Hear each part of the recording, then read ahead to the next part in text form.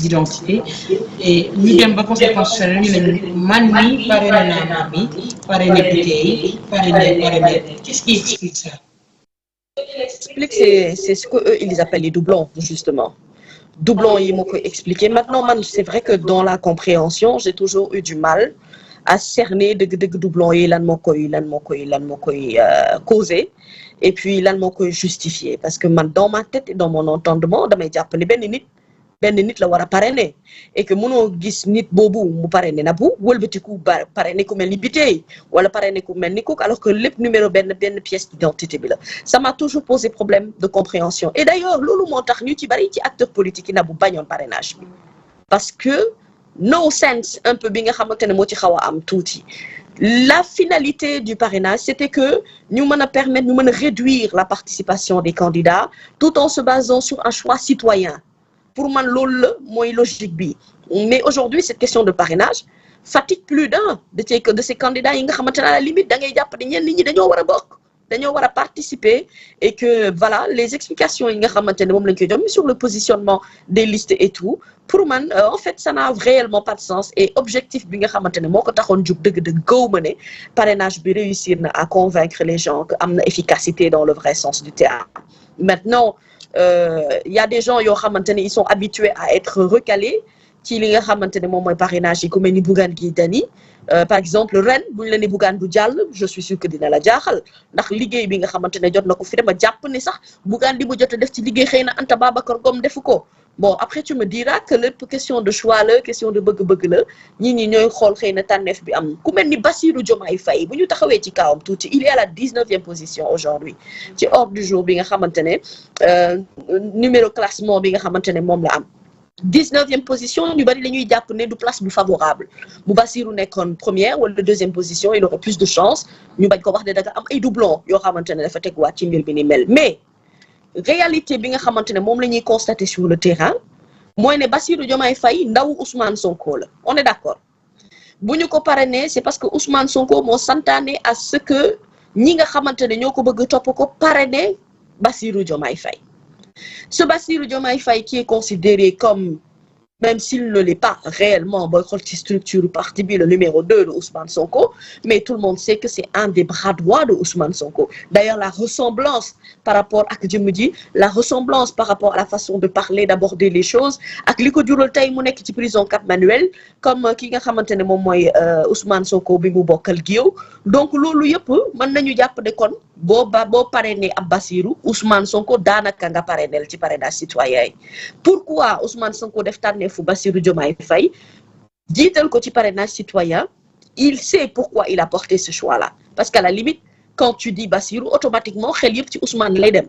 donc bi ñu lancé li nga xamante ne moom mooy parrainage wu kii di Bassirou Diomaye Faye mais Nabou nag wax dëgg yàlla lu waay gàtt xam-xam xam ne sénégalais yu ci bëri danoo daw ci seen jëmmi bopp ci seen coobare bopp li ñu sentirul woon ci ndakaaru yëpp muy ambiance su parrainage li ñu sentirul woon ci ndakaaru yëpp mooy ay nit ñoo xamante ne ni dañoo jóg tout simplement et de manière volontaire dem di parrainer ji nit situation boobu causé wu na ak Bassirou Diomaye Faye beaucoup de personnes se sont ruées vers li nga xamante ne moom mooy liste de parrainage yi ñu organisé ci gox-goxaat yi loolu yëpp pour que justement Bassirou Diomaye Faye ait assez de votes et je pense qu'il a assez de parrains yu koy war a mën a permettre bu passer cette barrière dina ñaaw torop nag te dina jafe comprendre itam ci askanu Sénégal ñu kale Ousmane Sonko déjà ci parrainage parlementaire bien que matal na ay député l'exemple ou en tout cas comment on appelle ça l'excuse qui a été trouvée comme quoi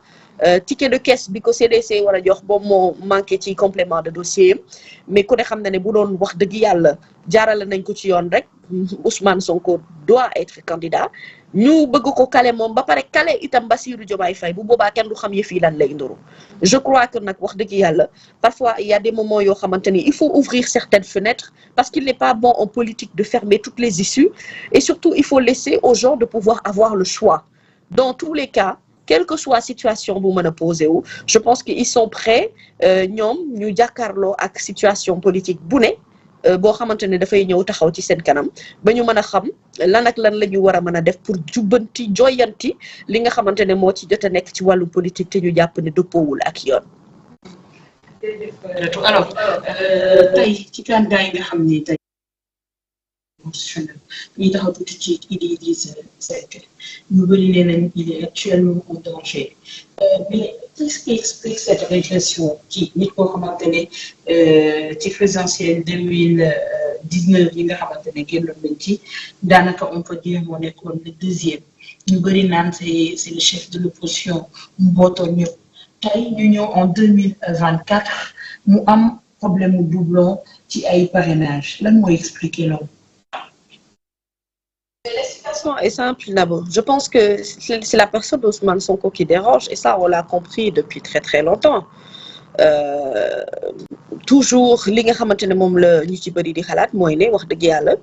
pexe yi ñuy jéem yëpp mooy fexe ba Ousmane Sonko bañ a bokk donc finalement dafa mel ni ñoom bu ñu ko comprendre noonu jot na ñu comprendre ne li nga xamante ne dëgg-dëgg mooy li ñuy teg lépp ci ay jéego ça va dans le sens de faire de telle sorte que Ousmane Sonko bañ a participer bañ a bokk léegi nag li ñu ci war a comprendre rek ñoom mooy quel que soit pexe yu ñuy jéem nanu xam ne du changer dara ci position politique bi mu am en tant que leader de l'opposition tey la ci gën a taxaw d'ailleurs parce que booy xool ci li nga xamante ne moom wax na ko ay partisans mag ñi nga xamante ne ñoom la bokkandool di liggéey maa ngi lire tey ci suba ne dafa def ñeenti poñ yoo xamante ne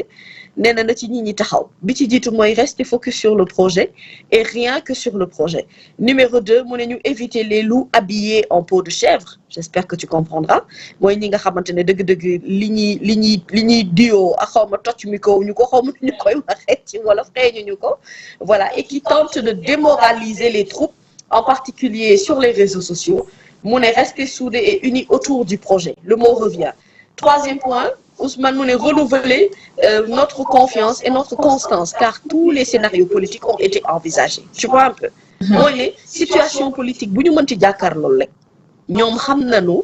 ban taxawaay la ñu war a am, ban position la ñu war a mën a am pour tout simplement contrecarrer xëy na action yi nga xamante ne moom la ñuy teg jëmale ci seen bord. Et quatrième point, récupérer les cartes d'électeurs et ça c'est hyper important parce que c'est la condition sine qua non pour faire triompher le projet au soir du 25 février 2024. Voilà donc les 4 points yi nga xamante ne nii ci plateforme médiatique visitée par Seneweb leader bu Pastef joxe na ko ay recommandations yoo xam ne daf koo jagleel ay troupam Ousmane Sonko ndeysaan defe naa ne situation bi nga xamante ne mooy dox ci seen diggante dinañ fàttali tuuti situation bi amoon ci diggante xëy na Léopold Sédar Senghor ak Mamadou Dia xëy na nag ñun fekkewuñu boobu génération mais conflit générationnel bi dox te du conflit générationnel sax parce que booy xool président Macky Sall du mag Ousmane Sonko itam xale la daanaka mën nañu wax sax ni xëy na ñoo xaw a bokk génération tuuti mais ñàkk nangoonte bi ci wàllum politique mooy ne kii dem xam ne moom matal na dafay dem te itam warul mën a tànnal sénégalais ki nga xamante ne moo koy wuutu ki fi nekk di leader de l'opposition am bëgg-bëgg ci réew mi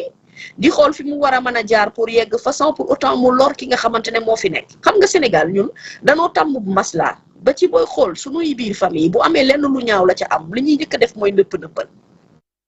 est-ce que aujourd'hui effort yi ñu def nii pour tere benn candidat mu jàll la vraie question mooy est-ce que jar na ko balaa ñoo am réponse bi nag dañoo yegg ci élection présidentielle yi Nabou la ñuy mën a xam dëgg-dëgg est-ce que effort yi ñu def nii yëpp jaroon na ko parce que man de ci li ma jàpp mooy ne amul benn sénégalais bu kontaan ci situation bi am li ma jàpp mooy amul benn sénégalais boo xamante ne nii naw na li fi jot a xew yëpp ci at mi ñu weesu te ñu dundandoo ko ci réew mi li ma jàpp mooy amul benn sénégalais boo xamante ne mu ngi am mbégte ci di gis ne am na ci ay frères am ak i sëram xëy na yoo xamante ne jàpp nañu leen tëj leen ci kaso ndax danoo am opinion ndax danoo am fu nu féete wala dañu ko fësal jàpp naa ne amul benn sénégalais boo xamante ne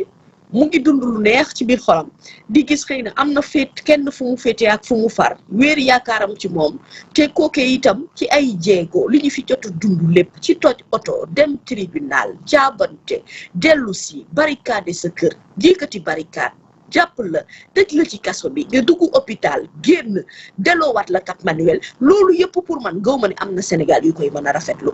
daf ci am lu bëri loo xamante ne sénégalais yi dañu koo dund te dara tegu leen ko ci lu dul wàllum politique te wàllum politique googu pour man nañ ko war a assainir de telle sorte que l'acceptation de l'autre, acceptation contradiction, acceptation ne kii wax dëgg yàlla maag moom bokkuñu gis-gis te wute na noonu nuy xalaatee, acceptation ne man pare naa jeexal naa dama war a dem et que keneen dafa war a mën a ñëw te ñëw gi du man maa ko war a organiser. ndax président Macky Sall ci fàttali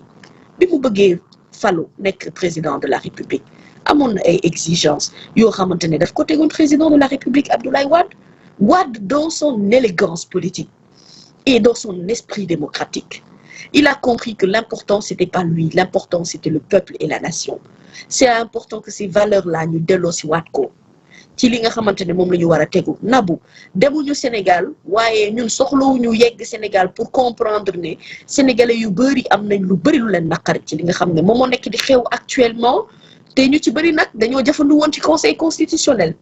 Après ce qui se passe là au conseil constitutionnel et ba nga xam ne épisode la bu jeexagul ndax tey jii ci mardi bi itam la ñu war a wéyal li nga xam ne moom mooy liggéey bi bu jeexee la ñuy xam exactement ñan ñoo war a participer ci élection yi ci liste finale boobu est-ce que sénégalais yi dinañ ci gis seen bopp loolu yëpp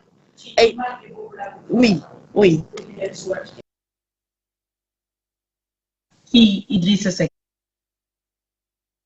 on pouvait dire que ni moom moo gàddu woon flambeau bi daanaka ba ñu fi bëri rallier ànd ak moom jàppale ko ci élection yi mën nañu fàttali ko caravane orange tey bu ñu demee ba mu déposer parrainage am ay doublons ba war a mottali tey ñu bëri naan il est en danger régression boobu lan moo koy expliquer. Idrissa Seck c'est quelqu'un boo xamante ne il s'est tiré tout seul une balle dans la tête. Idrissa Seck a eu l'occasion à nombreuses reprises mu nekk président. C'est quelqu'un de présidentiable, tu sais, Idrissa Seck. ci xam-xam bi ci comportement bi sur plein de choses amoon na opportunité wax dëgg yàlla wax nga dëgg ci 2019 caravane orange boobu amoon na doole lool ci réew mi ndax caravane orange bi non seulement il y avait Idrissa Seck mais il y avait également d'autres partis yoo xamante ne dañoo àndoon ak moom def coalition mu may ko doole lool te booba fekk na pourtant Idi amoon na ay temps ñi mere woon nañu ko waaye après il a réussi à regagner la confiance des Sénégalais. Il a commis une erreur à partir du moment bi nga xamante ne ni bi mu amee opportunité créer waat une autre image politique ci gis-gisu Sénégal. Idrissa Seck est allé rendre visite par exemple au président de la République Macky Sall. Après d'un autre côté continuer di liggéey ak moom mu dénk ko poste de responsabilité mu nekk ca garder le silence ci li nga xamante ne moom la askan wi jot a dund yëpp kooku nag boo bëggee revenir comme une fleur ci askanu Sénégal gi nga xamante ne li ñuy identifié wu mooy li ngay wax mu méngoo ak sa ay jëf saa yoo leen noppee lâché le peuple te lâchera à un certain moment ou à un autre parce que Idi booy xool dafa mel ni deuxième chance la ko Sénégalais yi accordé woon dafa nekkoon en sursis rek en 2019 et pourtant ils n'ont pas pu pousser le bouchon aussi loin parce que benn moment ñu ngi doon sax xaw a kaas tuuti résultats yi nga xam ne moo amoon 2019 mais dañoo gaaw a bàyyi mu sedd. Après, il y a eu cette forme de réconciliation. Bien, je ne pense pas que les Sénégalais l'ont vu d'un bon œil. Idrissa Seck, politiquement, man gëmuma ne amati na doole bi nga xamante ne amoon na ko ci 2019. Pour man, il s'est tiré lui-même une propre sa balle dans la tête. Voilà, il s'est suicidé politiquement parlant. Et c'est pas étonnant que dëgg-dëgg mu am ay manque de parrain yoo xamante ne nii te dina ma jaaxal itam bu nu ko bàyyee mu jàll kooku tamit dina ma def problème trop wax dëgg yàlla ndax nag ñun Sénégal la ñu dëkk ñu ngi suivre également li nga xamante ne moom mooy actualité politique bi ñu ngi xool tendance yi nu muy demee te xam nañu ne en tout cas dans le top 10 bu Idrissa Seck nekkee ci biir top 10 bi s'il n'est pas à la dernière place il est à l'avant-dernière place sincèrement il n'a plus le poids électoral qu'il avait en 2019 il l'a perdu depuis bien longtemps entre-temps il y a eu cette jeunesse politique qui est arrivée avec toute la hargne li nga xam ne moom la ñuy indi notamment